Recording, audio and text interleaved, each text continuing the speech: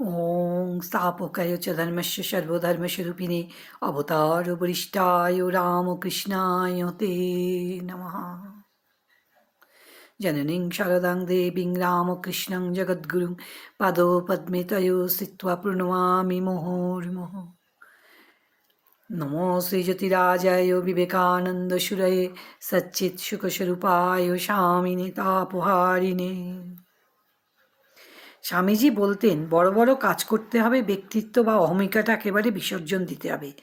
এরই নাম তিনি প্র্যাকটিক্যাল বেদান্ত দিয়েছিলেন।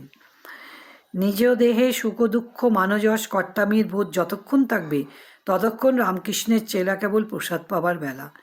ওর পদবিতে বড় হলো আমি ওর চাইতে কম কিসে? দল বেঁধে লোকের পিছনে লাগা, ভদ্রতা বিনয় নিরহংকৃতার দিকে জোর না দিয়ে কর্তামির আনন্দে মাতোয়ারা হওয়া, সর্বদা লাভ লোকসান খতানো, এসবের অধীন যতদিন আমরা থাকব ততদিন আমরা বিবেকানন্দের কর্মী বলে নিজেদের কেমন করে পরিচয় দিতে পারি?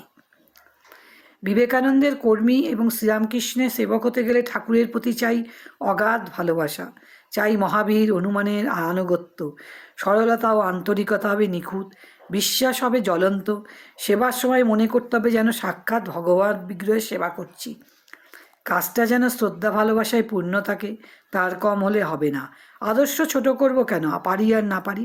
তিনি বলতেন, চালাকির দ্বারা কখনো কোনো মহৎ কার্য হয়নি। এখন ফাঁকিটাকেই বলে যোগ কর্মসু কৌশলম, সহজং কর্ম কৌন্তেও। আমরা সকলে হাসতে লাগলাম। আবার বলতে লাগলেন, আহা, আমরা ঠাকুরকে কী বা ভালোবাসলুম। ভালোবাসা ছিল গোপীদের শ্রী ভগবানের পায় কুশাঙ্কুর ফুটলে তাদের মনে হতো তাদের বক্ষে শেল বিচ্ছে।